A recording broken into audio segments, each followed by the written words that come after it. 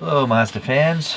Well, this is just an economical Mazda 2 or Mazda Demio, but I happen to own the 2024 version. I rather like it. It's so small, yet it's so easy to drive in the city, like a real congested city. Think like Manhattan kind of congestion. So I like it more than my Sienta. Okay, well, anyways, I think this might be a dealership model. It says 2014 back here. Demio, that's the Japanese market name. These have been made all over the world.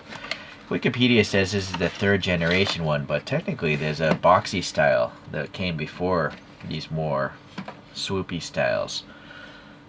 So this could be considered the fourth generation. And the funny thing is, in North America, this generation was sold as a Toyota, but made by Mazda. And now I think the next generation is made by Toyota and badged as a Mazda. So flipping it, I don't know what's going on between those two companies. It's just weird to see two competing brands using the same product. But maybe that's just a way for both of them to save money developing chassis, right? In conjunction with each other. Alright, well, anyways, you got your standard base here. It's got a printing of the thing, and it's got one screw holding it down. I'm not going to bother taking it off the base. So, yeah, you got some nice wheels there. They look like wheels that you would find on that car. You know, I should probably just compare to the photos here. Give you guys a chance to just compare. I gotta say, that looks pretty good. I mean, the wheels definitely look like that photograph. The side image here. The hood line, the roof, windshield, the roof line, the rear wing thing. Looks alright. Different wheels on this one slightly. Rear view. I've noticed a couple different types of taillights where the white backup lights are in different locations. So this one skipped the backup lights entirely. Alright, that detail on the bottom of the rear bumpers there, that like vent looking thing. That's the best I could do. Alright, let's get back to this.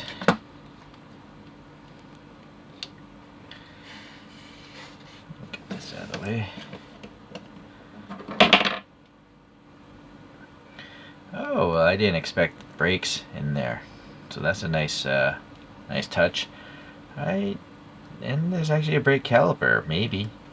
Is that a caliper right there? I don't know. Or maybe is that an optical illusion? We'll have to see when we get to the back wheel. But the center caps do have the Mazda badge, and you can see the 5 lug nuts, and the tire is rounded, so it looks pretty nice. It's properly gappy, like a car like this would be. Being a diecast, the body panels gaps here, they're actually okay, I guess. This is a nice metallic gray paint. Unfortunately, a little contaminant there. And then the blackout of the windows is printed on the outside. It looks pretty good how these are raised. The mirrors are separate pieces and they're color matched, and there's actually a reflective sticker in there. Molded mirrors, so you got some distortion. We'll try to look at the interior later. Rear looks pretty good. Is there a brake again? Maybe there is no brake. I think that may have been some weird illusion on the front one. It looks like it's closer, but I guess it's not. That's fine. Going to the front, the light covers here nice and clear, and I see like a little orange or yellow in there for this blinker. Yeah, right there. And actually, I don't know if that's clear plastic. I don't know what's going on there. There's a lot of light bouncing around that orange part, and then maybe some round indication in there as well. Well, actually, that's more like a squished rectangle, isn't it? Anyways, a lot of reflective things like a light bucket would have. This one's got some auxiliary fog lights or running lights down there, painted silver over the black. This black here looks pretty nice. Possibly a separate insert. Not sure. The Mazda here on the license plate is nice. This is a very shiny badge, sticker or decal, not sure. This one's got some sort of red treatment on the grill and some ridges in there as well. That a little tow hook cover is there. Going to this side, the door handles have some finger recesses above and below. Yeah, nice smooth paint job, pretty good. Fuel filler there. Yeah, so no backup lights in here, unfortunately. But they are translucent. It's not painted on. And then again, a nice shiny sticker there, or decal. Okay, and then nice to have something in the license plate again. And in this case, we have red for reflectors, I guess. But I don't know. I don't know what country would have that. Every image I saw, these are like just plastic fake vents. And then you do have the exhaust here. It's a chromed piece of plastic. You can see some of the muffler down there. Unfortunately, there's no black paint there. I don't even know if it's recessed. It's such a small muffler tip. Yeah, it's not a really powerful car. This car is not a. It's considered a super compact or super mini subcompact, a B segment car, and first came out in 2014. This generation, and has a 6-speed automatic, and engines were 1.3 to 1.5 to 2 liters, making around 78 to 140 horsepower.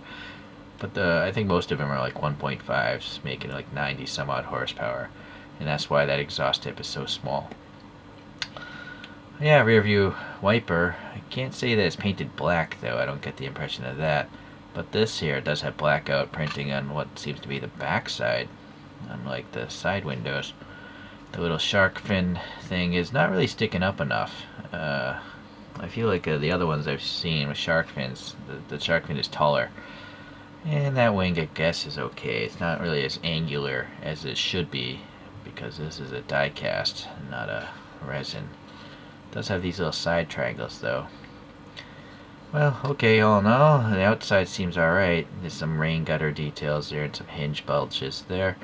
The top of the dash looks pretty good. You can also see the wiper blades are molded into the windscreen, and those do look like they're painted black. Nice vent details there. Yeah, that looks pretty much like my dashboard in there. Oh, this one's actually got some cool seats, though. Some like red stripes on white seats and a black middle section. The steering wheel has the columns for the indicators and wiper blades, and that's a hollowed out steering wheel. More red on the back there, and the headrests seem accurate. The door panel also has white back there. Nice. It's got the stick shift, and then the center console's got some cup holders. The dash also has that white stripe there. Alrighty. Guess I'll need a flashlight. Looks like the rear windows are tinted, right? See, look at the front windows, the rear windows. It's a different tint. That's a lot of extra detail I didn't expect, but I guess being a dealer model, they're getting better quality models from whoever's making these. Handle pull is there. Yeah, alright. And then, yeah, just a package shelf there covering up the trunk. Oh no, it's actually a lot better than I thought it was going to be. A little Mazda history. Here's one of their first cars, the R360, and this is by an old extinct brand called Dido. So I think this came in 1960 to 66, and look how tiny it is, right?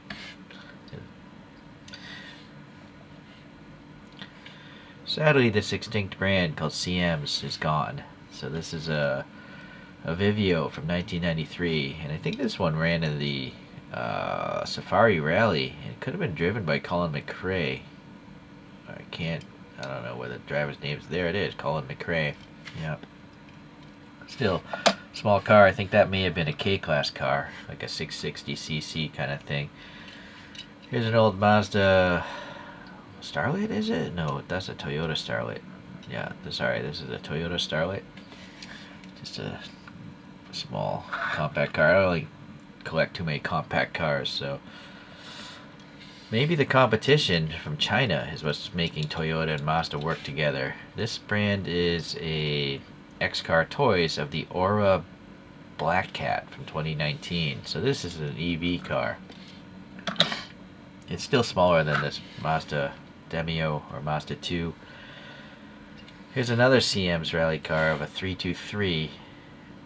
Yeah, from 1993. So the 3 Series is bigger, but because that's from 1993, now that actually makes sense, you know, as cars grow in size.